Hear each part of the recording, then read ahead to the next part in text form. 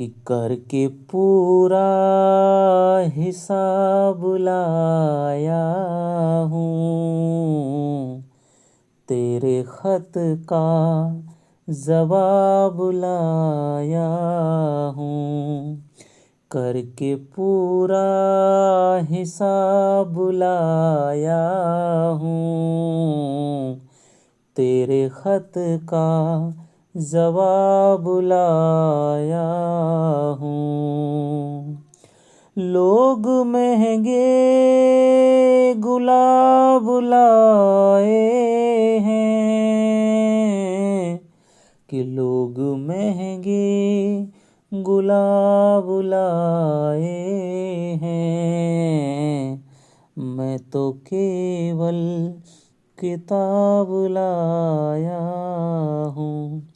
Hello दोस्तों, नमस्कार। आपका स्वागत है आपके अपने चैनल हिंदी हब ऑफिशियल पर। तो हम दोस्तों आज करने वाले हैं आषाढ़ का एक दिन नाटक मोहन राकेश जी का है। इसकी प्रश्नोत्तरी करने वाले हैं और प्रश्नोत्तरी है भाग नंबर 2। भाग 1 में 40 प्रश्न मैंने बहुत ही शानदार बना करके आपको करवा दिए हैं। यदि आपने वह वीडियो नहीं देखी है तो जाइएगा, आषाढ़ का एक दिन नाम से प्लेलिस्ट है और डिस्क्रिप्शन में आपको लिंक मिल जाएगा। तो चलिए आज हम करते हैं 41वें क्वेश्चन से। बहुत सारी रचनाएं आपको विद क्वेश्चन आंसर है, गोदान है, आपको बहुत सारी रचनाएं RPSC second grade first grade की कहानियां हैं वो करवा रखी हैं। जाकर के आप चैनल पर विजिट करिए और कोई भी रचना यदि आपको पढ़नी हो, कोई भी आपका कमेंट हो, क्वेरी समस्या हो, आप कमेंट करके ज़रूर बताइएगा। टेलीग्राम चैनल को भी आप ज्वाइन कर सकते हैं जहाँ पर आपको लिंक मिलती, पीडीएफ वगैरह मिलती हैं। तो चलिए हम करते हैं आज के क्वेश्चन। एक वीडियो और आएगी आपकी, तीन वीडियो में आपका आषाढ़ का दिन की प्रश्नोत्तरी है वो हो जाएगी। तो चलिए 41वां दोस्तों क्वेश्चन है, ये लोग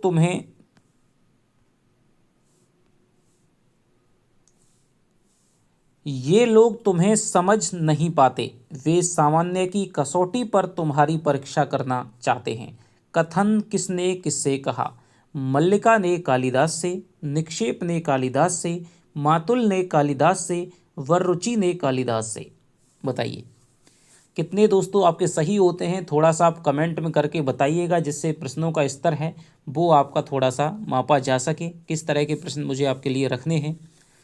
तो देखिए पहले अंक की ये बात है और इसमें जब उज्जैनी से प्रस्ताव आता है तो मल्लिका में और कालिदास में बातचीत होती है। तो मल्लिका कहती है कि भाई तुम उज्जैनी के लिए चला जाओ। वो कहती है मैं तुम्हें छोड़ करके कैसे जाऊं? तो वो कहते हैं यहाँ पर तुम्हारा क्या है, सम्मान नहीं है, ये लोग तुम्हें समझ नहीं पाते हैं। यहाँ के इस प्रदेश के जो लोग हैं वे सामान्य की कसौटी पर तुम्हारी परीक्षा करना चाहते हैं। तो ये दोस्तों कौन कहता है? मल्लिका कहती है। किससे? कालिदास से कहती है। आगे चलते हैं। कालिदास कहता है मैं कई सूत्रों से इस भूमि से जुड़ा हूँ। कौन सा सूत्र नीचे दिए गए विकल्पों से असंगत है? आकाश और मेघ, हरियाली हरिणों के बच्चे, मल्लिका और पशुपाल, मातुल और पार्वत्य भूमि। तो कौन सा कथन है बताइए उसके दिए गए सूत्रों से गलत है, मेल नहीं खाता है, जिसका उल्लेख कालिदास ने नहीं किया है? तो देखिए जब बातचीत हो रही होती है दोनों में, तब कालिदास कहता है कि मैं इस भूमि को छोड़ करके नहीं जा सकता, क्योंकि मैं इस भूमि से कई सूत्रों से इस भूमि से जुड़ा हुआ हूँ। और वो सूत्र कौन कौन से हैं कि यहाँ पर ये आकाश है, यहाँ के मेघ हैं, यहाँ पर हरियाली है, हरिणों के बच्चे हैं, यहाँ पर तुम हो, और यहाँ के जो पशुपाल हैं। तो ये सूत्र हैं जो कालिदास को इस भूमि से जोड़े हुए हैं। मातुल और पार्वत्य भूमि का वो अपने कथन में कोई भी उल्लेख नहीं करता है। तो ये इसका आंसर हो जाएगा। आगे चलते हैं। कालिदास उज्जैनी क्यों नहीं जाना चाहता था? वह राज सम्मान को स्वीकार करना नहीं चाहता था, उसे अपनी प्रतिभा को उचित सम्मान नहीं मिल रहा था प्रतिभा का, वह जानता था कि यहाँ से जाकर अपनी भूमि से उखड़ जाऊंगा, उसे मल्लिका से बिछुड़ जाने का दुख था। बताइए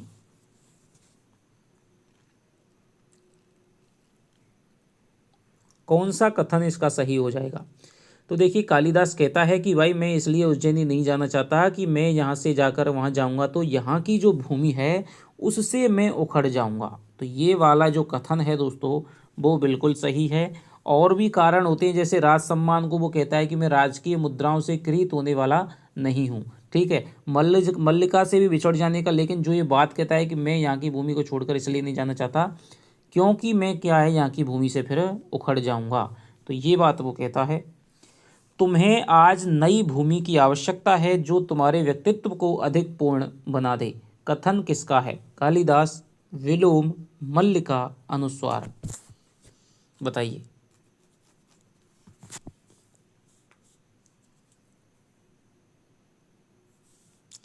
तो दोस्तों, तुम्हें आज नई भूमि की आवश्यकता है जो तुम्हारे व्यक्तित्व को अधिक पूर्ण बना दे, ये जो कथन है कौन कह रहा है?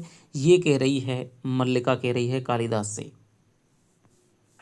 कि भाई यहाँ तक की भूमि में तो तुमने जो ग्रहण करना था वो ग्रहण कर लिया, अब तुम्हें नई भूमि की आवश्यकता है और हर भूमि में सर्जना शक्ति होती है। तुम्हारी जो प्रतिभा है वो नई भूमि को अपने अनुकूल बना लेगी, इसलिए तुम्हें क्या है, तुम्हारे व्यक्तित्व को पूर्ण बनाने में अब नई भूमि ही कोई ना कोई योगदान दे सकती है, तो ये मल्लिका कहती है। आगे चलते हैं, 45वां क्वेश्चन है दोस्तों, निम्न में से कौन सा मल्लिका का कथन नहीं है? तुम्हारी प्रतिभा उस कोमलता का स्पर्श अवश्य पालेगी, तुम दूसरों के लिए नई अपेक्षाओं की सृष्टि कर सकते हो, तुम्हारे चले जाने से मेरे अंतर को एक रिक्तता छालेगी, मैं इस समय अपना तुम्हारे पास होना बहुत आवश्यक समझता हूँ। बताइए।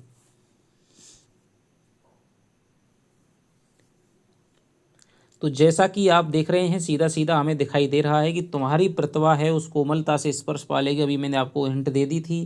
तो ये मल्लिका का कथन है कि नई भूमि में जैसे ही तुम जाओगे तो वहाँ पर भी तुम्हारी जो प्रतिभा है वो उस सृजन का अंकुरण है वो निश्चित रूप से कर लेगी। तुम दूसरों के लिए, कालिदास कहता है कि भाई नया जीवन होगा, नए लोग होंगे, नई लोगों की नई अपेक्षाएं होंगी, मैं उन अपेक्षाओं पर खरा नहीं उतरूंगा। तब कहती है कि तुम दूसरों के लिए नई अपेक्षाओं की सृष्टि कर सकते हो, मल्लिका का कथन है। तुम्हारे चले जाने से मेरे अंदर एक रिक्तता छालेगी, ये भी मल्लिका का कथन है। मैं इस समय अपना तुम्हारे पास होना बहुत आवश्यक समझता हूँ, ये नहीं है दोस्तों, ये किसका कथन है? ये है तुम्हारे विलोम का कथन है। विलोम जब आता है अंबिका के पास, अंबिका कहती है कि भाई तुम यहाँ पर मत रहो, तो वो कहता है कि मैं अपना तुम्हारे यहाँ पर होना आवश्यक समझता हूँ, तो विलोम का कथन है। आगे चलते हैं, जब भी तुम्हारे निकट होना चाहूँगी खाली स्थान मल्लिका के इस कथन की पूर्ति कीजिए। जगदम्बा के मंदिर में सूर्यास्त देखने जाया करूँगी, पर्वत शिखर पर चली जाऊँगी, उड़कर आते मेघों से घिर जाया करूँगी, प्रार्थना करूँगी तुम्हारा पथ प्रशस्त हो। क्या आएगा बताइए कि जब भी तुम्हारे निकट होना चाहूँगी, इसके बाद में क्या लाइन आएगी? तो देखिए, मल्लिका कहती है कि भाई जब भी मैं तुम्हारे निकट होना चाहूँगी तो उसके बाद में जो आता है वो आ जाएगी, पर्वत शिखरों पर चली जाऊंगी और उड़कर आते मेघों से घिर जाया करूंगी, ये इसके बाद आता है। तो इसके जो क्वेश्चन है इसके बाद में अगर रिक्त स्थान में आएगा, ये वाला विकल्प सबसे सही है। इसके बाद में ये आएगा, उड़कर आते मेघों से घिर जाया करूंगी। तो ऑप्शन नंबर 2 इसका राइट आंसर हो जाएगा। कल ये मेघ उज्जैनी की ओर उड़ जाएंगे, मल्लिका का मेघ से आशय क्या है? विलोम, वादल, कालिदास, मातुल। तो देखिए, मल्लिका किससे कहती है? अंबिका से कहती है। अंबिका उसको कहती है भाई तुम आराम कर लो, तुम स्वस्थ नहीं हो। तो वो कहती है, आंखों में आंसू भरकर कहती है कि कल माता, ये जो आज बादल यहाँ पर घिरे हुए हैं, ये जो बादल हैं वो कल कहाँ उड़ जाएंगे? कालिदास के साथ में जाने से ही यहाँ पर उज्जैनी की तरफ चले जाएंगे। बादल तो नहीं जाने वाले हैं दोस्तों, लेकिन कौन चला जाएगा? कालिदास चला जाएगा। तो मल्लिका का जो कहने का आशय ये है कि जो कालिदास है वो कल कहाँ चला जाएगा? उज्जैनी चला जाएगा। आगे चलते हैं, मेरी आंखों में जो बरस रहा है यह दुख नहीं है, सुख है। कथन किससे कहा जा रहा है? कालिदास से, मल्लिका से, अंबिका से, निक्षेप से।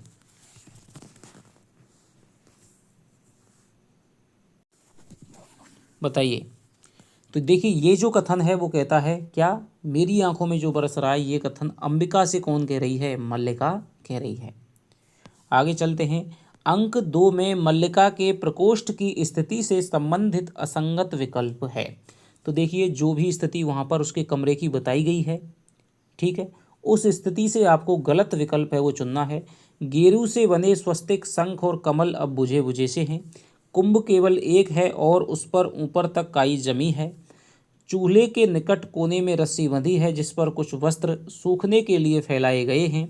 आसन के निकट एक टूटा मोढ़ा है जिस पर भोजपत्र सीकर बनाया हुआ एक ग्रंथ रखा है। बताइए कौन सा कथन है जो दी गई स्थिति के बारे में गलत है।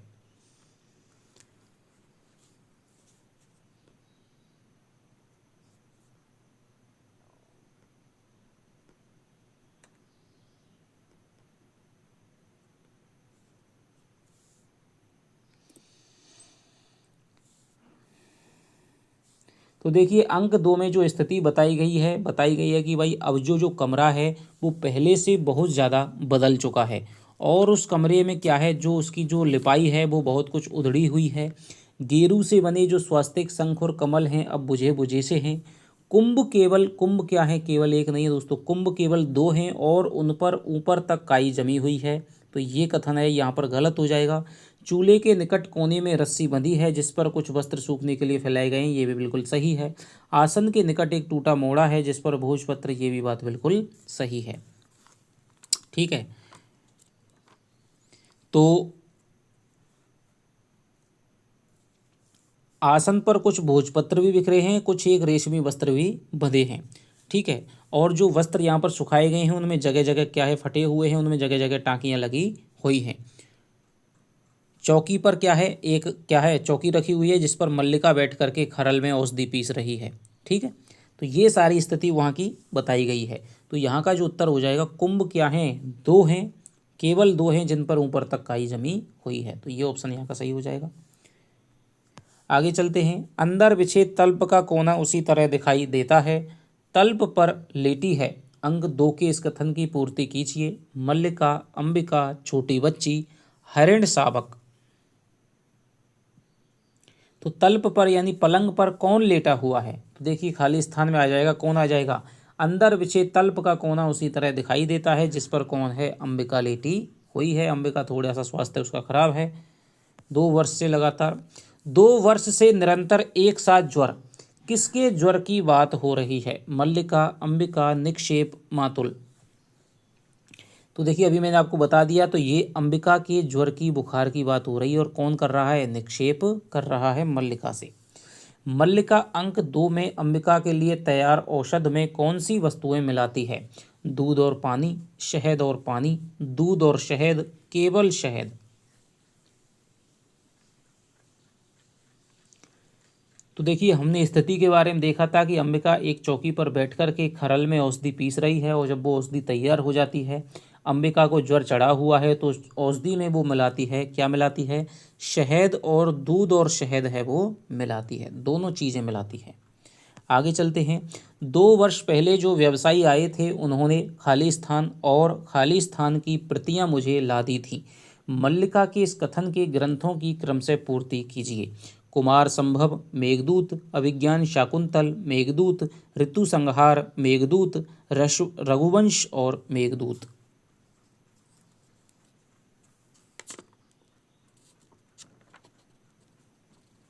बताइए। तो 2 वर्ष पहले मल्लिका है कालिदास की कृतियों को उज्जैनी से आने वाले व्यवसायियों से मंगवा करके पढ़ती थी, तो उन्होंने किसकी, कुमार संभव की और मेघदूत की, दोनों आ जाएंगे क्रम से में, प्रतियां हैं वो व्यवसायियों से ली थी। निक्षेप से ये बात कह रही है, व्यक्ति उन्नति करता है तो उसके नाम के साथ कई अपवाद जुड़ने लगते हैं, कथन किसका है, निक्षेप, मल्लिका, अंबिका, उज्जैनी का व्यवसायी। तो ये जो कथन हो जाएगा दोस्तों, कौन सा हो जाएगा, ये हो जाएगा तुम्हारे मल्लिका का कथन हो जाएगा। निक्षेप कहता है कि भाई मैंने तो उन व्यापारियों से और भी बहुत सारी बातें सुनी हैं। किस प्रकार की बातें, कोई कालिदास है, उनका अधिकतर समय भोग विलास में, वारांगनाओं के समय में व्यतीत होता है। लेकिन वो कहती है, मल्लिका कहती है कि ऐसा तो लोग बाग वैसे ही कहते हैं, जब व्यक्ति उन्नति करता है तो बहुत सारे भ्रम अपवाद हैं उसके विषय में फैलाए जाते हैं। तो ये मल्लिका है दोस्तों, कथन है मल्लिका का, किससे, निक्षेप से। गुप्त वंश की राजदुहिता से उनका विवाह हो गया है। यह राजदुहिता कौन है, रंगनी, संगनी, मल्लिका, प्रियंगु मंजरी। तो ये राजदुहिता कौन है, कालिदास की पत्नी है जो कि मातृगुप्त के नाम से जाने जाते हैं। तो ये प्रियंगु मंजरी दोस्तों इनकी पत्नी राजदुहिता हो जाएगी। मैं अनेकानेक साधारण व्यक्तियों में से हूँ, वे असाधारण हैं, उन्हें जीवन में असाधारण का ही साथ चाहिए था। कथन किसके बारे में कहा जा रहा है? कालिदास, प्रियंगु मंजरी, कालिदास व प्रियंगु मंजरी, मल्लिका। बताइए। तो निक्षेप है, वो कहता है कि भाई कालिदास ने तो क्या है, वहाँ की राजदूता प्रियंगु मंजरी से विवाह कर लिया है। ठीक है, सुना है, वो बहुत शास्त्र की ज्ञाता है। तब मल्लिका ये कथन कहती है कि मैं तो क्या हूँ, साधारण व्यक्तियों में से हूँ, अनेकों साधारण व्यक्तियों में से। कालिदास हैं वो असाधारण हैं, और उन्हें जीवन में असाधारण यानी प्रियंगु मंजरी जैसी लड़की का ही साथ चाहिए। तो ये जो कथन है कालिदास और प्रियंगु मंजरी दोनों के बारे में मल्लिका के द्वारा कहा जा रहा है। एक असाधारण तो किसके लिए है? कालिदास के लिए, और एक असाधारण है किसके लिए? प्रियंगु मंजरी के लिए। आगे चलते हैं। उज्जैनी के नाट्य केंद्र में नृत्य का अभ्यास करती है, नाटक लिखने में भी इसकी रुचि है। कथन किसके बारे में कहा जा रहा है? संगनी, रंगणी, अंबिका और प्रियंगु मंजरी। बताइए।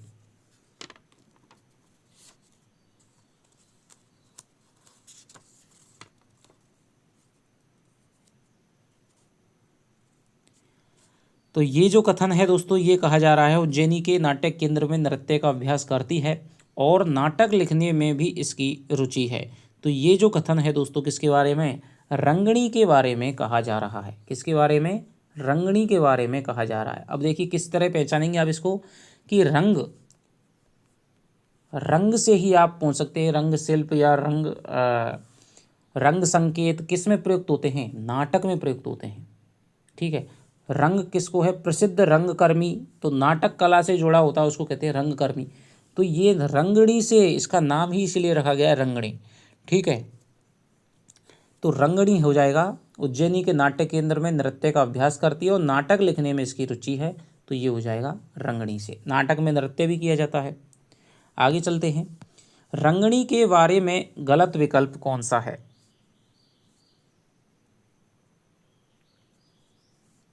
तो ये देखिए कौन है दोस्तों, ये रंगणी नहीं है, यहाँ पर कौन हो जाएगा? संगनी हो जाएगा। कि संगनी के बारे में आपको गलत विकल्प है वो बताना है। मृदंग और वीणा वादन सीखती है, बहुत सुंदर प्रणय गीत लिखती है, गद्य की ओर आ रही है, कालिदास से बहुत निकट का संबंध है। कौन सा कथन हो जाएगा? रंग संगनी के बारे में गलत विकल्प कौन सा है?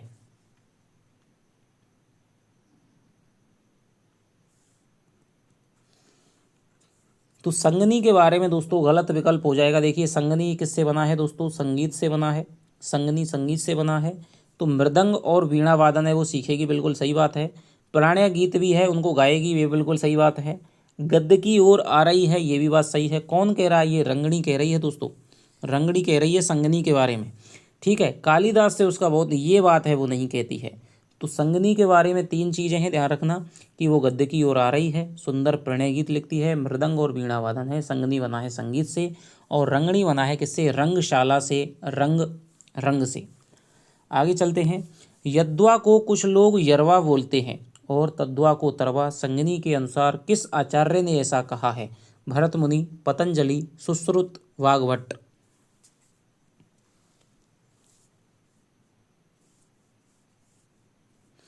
तो ये किसने कहा है दोस्तों? यद्वा यर्वाण स्तरवाण ऋषियो बुभुबु बभुबु। तो ये कहा है किसने? पतंजलि ने ये बात कहा है। और ये कौन कह रही है? संगनी कह रही है। किससे? मल्लिका से। कि भाई वो कहती हैं कि हम यहाँ पर क्या है, यहाँ की कुछ स्थानीय वनस्पतियों के क्या है, कुछ नाम वगैरह हैं, स्थानीय शब्द, आंचलिक शब्द कैसे क्या होते हैं। तब वो बताती है, जैसे संस्कृत में तो यद्वा बोला जाता है, लेकिन आंचलिकता में उसको यरवा बोला जाता है, तद्वा को तरवा बोला जाता है। ऐसे ही यहाँ के कुछ शब्द हैं आंचलिक, तो पतंजलि ने कहा है। आगे चलते हैं। इस प्रदेश में कालिदास जैसी असाधारण प्रतिभा को जन्म दिया है, यहाँ की तो प्रत्येक वस्तु असाधारण होनी चाहिए। कथन किसका है? अनुस्वार, अनुनासिक, रंगणी, संगणी।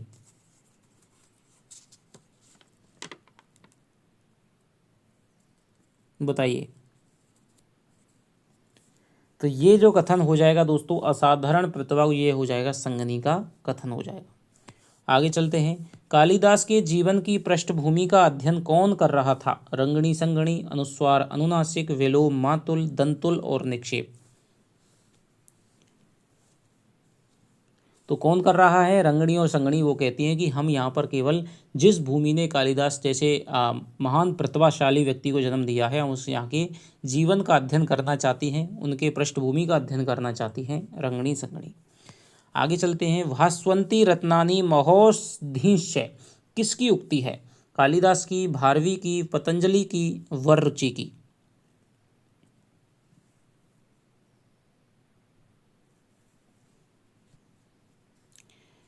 तो ये जो उक्ति है दोस्तों, ऋतु संहार कुमार संभव में, किसमें? कुमार संभव में, ये भी आप ध्यान रखना है, किसमें? कुमार संभव में लिखी गई है। कुमार संभव में लिखी गई है, किसमें? कुमार संभव में किसकी उक्ति है? कालिदास की उक्ति है कि ऐसी औषधियाँ जो रत्नों की तरह चमकती हैं। ये कोरे पृष्ठ मैंने अपने हाथों से बना करके सिए हैं, इन पर तुम जब भी कुछ भी लिखोगे उसमें मुझे अनुभव होगा कि मैं भी कहीं हूँ। कथन किसका है? मल्लिका, अंबिका, प्रियंगु मंजरी, संगनी। तो ये जो दोस्तों कथन हो जाएंगे किसके हो जाएंगे? ये हो जाएंगे मल्लिका का कथन हो जाएगा। मल्लिका को पता लग गया है निक्षेप के अनुसार कि क्या है, कालिदास को मैंने स्वयं आंखों से देखा है, कालिदास भी यहाँ पर आ गया है, ठीक है, जिससे उसको क्या है, उसको लगता है मल्लिका को कि अब शायद मेरे पास में आएगा तो मैं तुम्हें ये अपने पृष्ठों से मैंने सी हुई जो किताब है मैं भेंट करूँगी, ठीक है, जिस पर तुम अपना कोई महाकाव्य लिख सकते हो। तो मल्लिका का कथन है, स्वयं से कह रही है मल्लिका। अनुस्वार के कथन में राजनीति निष्णात आचार्य किसे कहा गया है? मातुल, वररुचि, मातृगुप्त, विक्रमादित्य। तो अनुस्वार कहता है कि भाई हम भाई कुमार संभव के, रघुवंश के, ऋतु संहार के प्रणेता, राजनीति निष्णात आचार्य, कवि कुल का किसको? कालिदास यानी मातृगुप्त को हम क्या हैं? हम उसके अनुचर हैं। तो मातृगुप्त को कहा गया है जो कि कालिदास का ही नाम है। मुझे विश्वास है कि इस गौरवपूर्ण अवसर पर आप अपने उपवेश गृह के वस्तु विन्यास में कुछ परिवर्तन आवश्यक समझेंगी। कथन मल्लिका से किसने कहा? अनुस्वार, अनुनासिक, प्रियंगु मंजरी, मातुल।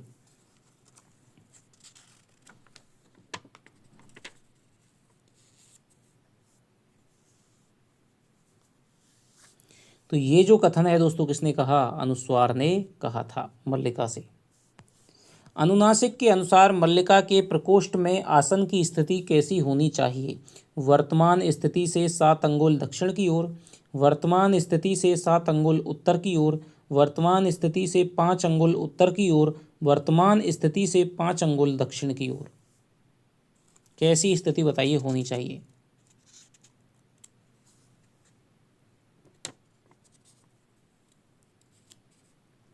तो अनुनासिक कहता है कि भाई हमें इसकी जो आसन है, ये आसन की स्थिति है, वो वर्तमान स्थिति से 7 अंगुल दक्षिण की ओर होनी चाहिए। तो देखिए अनुस्वार और अनुनासिक ऐसे पात्र हैं जो एक तो क्या है हंसाने के लिए आते हैं, और दूसरा यहाँ पर जो अधिकारी वर्ग है, अधिकारी वर्ग की कार्यशैली पर भी मोहन राकेश के द्वारा व्यंग किया गया है कि वो बहुत ज़्यादा तिकड़मबाजी करते हैं, इसको उठा करके यहाँ रख दो, ये कर दो, वो कर दो, लेकिन कुछ भी करके नहीं जाते हैं, ठीक है। तो अधिकारी वर्ग की यहाँ पर कार्यशैली पर ये भी आप ध्यान रखना, क्वेश्चन बन सकता है। अधिकारी वर्ग की कार्यशैली पर क्या किया है?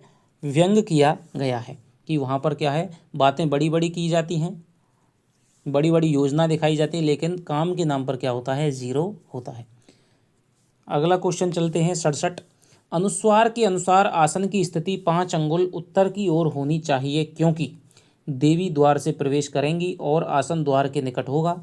गवाक्ष से सूर्य की किरणें सीधी इस पर पड़ती हैं। मल्लिका का आसन भी 5 अंगुल उत्तर की ओर है। पास चूल्हा होने से वह स्थान राजमहिषी के बैठने लायक नहीं है। अनुस्वार कहता है, क्या कहता है भाई?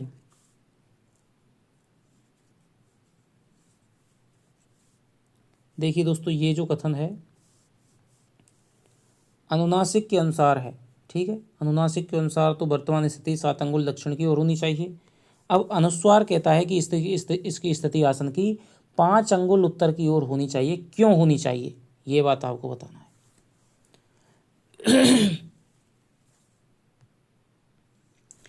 तो वो कहता है कि भाई यहाँ पर जो ये आसन रखा हुआ है, यहाँ पर जो गवाक्ष यानी खिड़की से सूर्य की किरणें हैं वो सीधी पड़ेंगी, और यदि इस आसन पर राजमहिषी बैठेंगी तो उनको क्या लगेगी, किरणों की यानी धूप लगेगी। तो ये स्थान है वो क्या होना चाहिए, गवाक्ष की सूर्य की किरणें इस पर सीधी पड़ती हैं, इसीलिए 5 अंगुल उत्तर की ओर होना चाहिए जिससे कि उन्हें छाया मिल सके। तो ये हो जाएगा इसका उत्तर। खाली स्थान विषय के होने से वस्त्रों को भी, देखिए खाली स्थान विषय होने से वस्त्रों को भी रहने दिया जाए। अनुनासिक के कथन की पूर्ति उचित शब्द से कीजिए। अप्रमाणिक, संदिग्ध, प्रामाणिक, असंदिग्ध।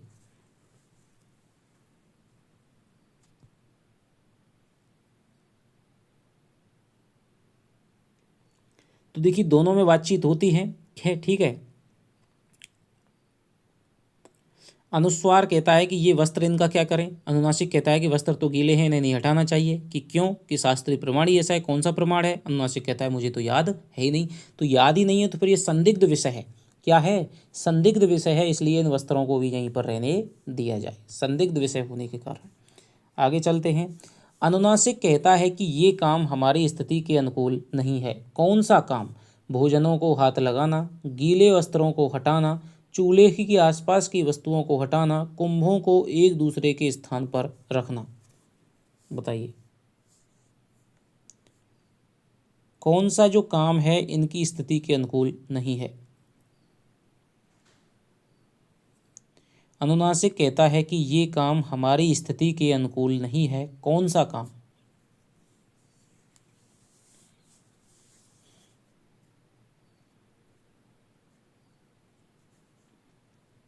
तो अनुनासिक के अनुसार कहता है, वो कहता है, अनुस्वार कहता है कि हमें इन क्या है, इन चूल्हे के आसपास की वस्तुओं को भी क्या कर देना चाहिए, हमें हटा देना चाहिए। तो अनुनासिक कहता है कि भाजनों को हाथ लगाना क्या है, हमारी स्थिति के अनुकूल नहीं है। आगे चलते हैं। किसके अनुसार मल्लिका प्रदेश में सबसे सुशील, सबसे विनीत और भोली लड़की है। मातुल के अनुसार, निक्षेप के अनुसार, अनुस्वार के अनुसार, अंबिका के अनुसार।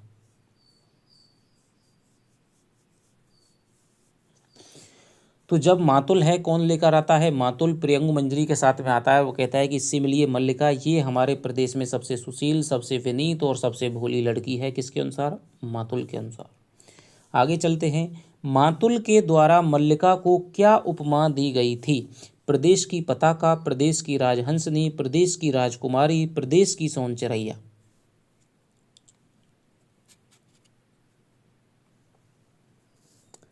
तो मातुल कहता है कि भाई ये है हमारे प्रदेश की कौन है, राजहंसनी है मल्लिका। आगे चलते हैं। आप असुविधा को असुविधा ना माने यह दूसरी बात है, और वास्तव में कुलीनता कहते इसी को हैं। बड़े कुल की विशेषता ही यह होती है। कथन किसने किससे कहा, मल्लिका ने प्रियंगु मंजरी से, निक्षेप ने प्रियंगु मंजरी से, मातुल ने प्रियंगु मंजरी से, अंबिका ने प्रियंगु मंजरी से। बताइए कथन किसने किससे कहा। तो ये जो कथन है कि आप असुविधा को, वो कहता है कि भाई बैठने के लिए आसन वगैरह दे दो, वो कहते हैं कोई ज़रूरी नहीं है, कोई असुविधा नहीं है। तो वो कहता है, मातुल कहता है कि आप असुविधा को भले ही असुविधा ना मानो, लेकिन ये क्या है, कुलीनता की निशानी है। तो मातुल ने ये कथन कहा था प्रियंगु मंजरी से। मातुल के अनुसार संसार में सबसे कठिन काम क्या है। पशुपालन, कालिदास को उज्जैनी ले जाना, पार्वत्य भूमि में जीवन यापन करना, प्रतिभा के साथ शारीरिक शक्ति का योग होना। बताइए मातुल के अनुसार संसार में सबसे कठिन काम क्या है। तो मातुल के अनुसार संसार में सबसे कठिन काम हो जाएगा पशुपालन का हो जाएगा। वो कहता है कि मैं पशुओं को चराता हूँ तो 10-10 योजन उनके पीछे डोला हूँ। हमारे वंश में केवल बतवा ही नहीं, शारीरिक शक्ति भी बहुत है, और दुनिया का सबसे कठिन काम पशुपालन का है। आगे चलते हैं। प्रियंगु मंजरी के अनुसार किस कृति को लिखते समय कालिदास अपने प्रदेश का प्राय अनुसरण किया करते थे। रघुवंश, मेघदूत, कुमार संभव, ऋतु संहार। बताइए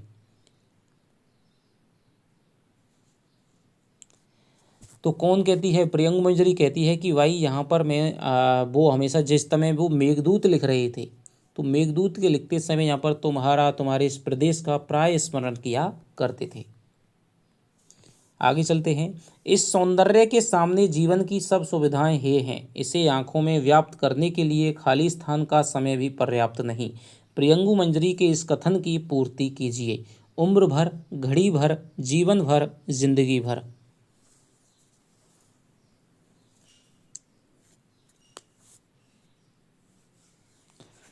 तो वो कहती है कि भाई ये सारी सुविधाएं क्या है, ये सौंदर्य के सामने सारी सुविधाएं हे हैं, प्रियंगु मंजरी कहती है, तो इसे व्याप्त करने के लिए अपनी आंखों में जीवन भर का जो समय है वो भी पर्याप्त नहीं है। आगे चलते हैं। मातृगुप्त को कहाँ का शासन भार दिया गया था? मगध का, कन्नौज का, कश्मीर का, गांधार का।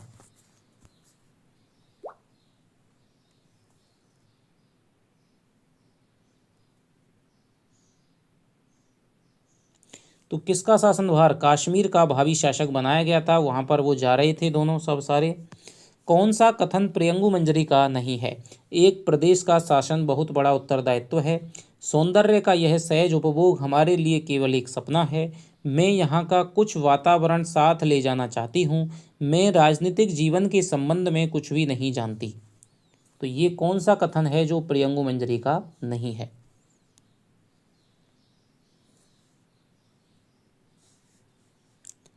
तो दोस्तों कौन सा कथन है? ये कथन है प्रदेश का शासन बड़ा उत्तरदायित्व है, ये प्रियंगु मंजरी का है। सौंदर्य का सहज उपभोग हमारे लिए केवल सपना है, ये भी उसी का है। मैं यहाँ का कुछ वातावरण साथ में, ये भी उसी का है। मैं राजनीतिक जीवन के संबंध में कुछ भी नहीं, ये मल्लिका का कथन है। आगे चलते हैं। राजनीति साहित्य नहीं है, उसमें एक एक क्षण का महत्व है। कभी एक क्षण के लिए भी चूक जाएं तो बहुत बड़ा अनिष्ट हो सकता है। राजनीतिक जीवन की धुरी में बने रहने के लिए व्यक्ति को बहुत जागरूक रहना पड़ता है। कथन किसका किससे है? मल्लिका का प्रियंगु मंजरी से, प्रियंगु मंजरी का मल्लिका से, प्रियंगु मंजरी का मातुल से, कालिदास का मल्लिका से। बताइए। बहुत ही शानदार ये कथन है। ठीक है। राजनीति साहित्य नहीं है, उसमें एक एक क्षण का महत्व है। शायद आपके लिए ये इस बार की परीक्षा में आ जाए। तो ये जो कथन है दोस्तों, कौन कहता है? ये कहती है प्रियंगु मंजरी कहती है। और किससे कहती है? मल्लिका से कहती है। वो कहती है कि कालिदास के जीवन का जो प्रथम चरण था वो साहित्य था, अब वो राजनीति है, और मैं चाहती हूँ कि उसमें कोई भी विघ्न नहीं आए, क्योंकि एक क्षण का भटकाव भी हमारे को क्या है, कश्मीर पर बहुत बड़ी समस्या पैदा कर सकता है। आगे चलते हैं। मैं यहाँ का कुछ वातावरण साथ ले जाना चाहती हूँ। कौन सा प्रियंगु मंजरी के ले जाए जाने वाले वातावरण का अंग नहीं है? हरिण शावक, औषधियाँ, निक्षेप और उसका परिवार, कुछ अनाथ बच्चे।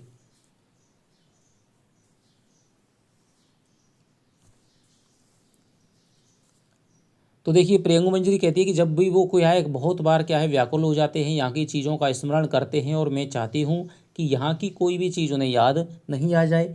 तो मैं चाहती हूँ कि यहाँ जैसी चीज़ें क्या करूँ, मैं अपने साथ में कश्मीर में ले जाऊँ।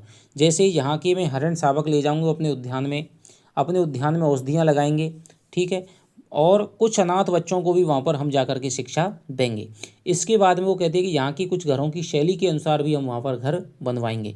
लेकिन निक्षेप और उसका परिवार नहीं दोस्तों, किसको? कि मातुल और उसका परिवार है वो भी हमारे साथ में जा रहा है। तो ये बात वो कहती है। उत्तर हो जाएगा कौन सा? तीसरा उत्तर है, ये उसका गलत है। मेरे लिए यह घर घर नहीं है, एक कालगोपा है जिसमें मैं हर समय बंद रहती हूँ। कथन किसका है? मल्लिका, अंबिका, प्रियंगु मंजरी, संगिनी।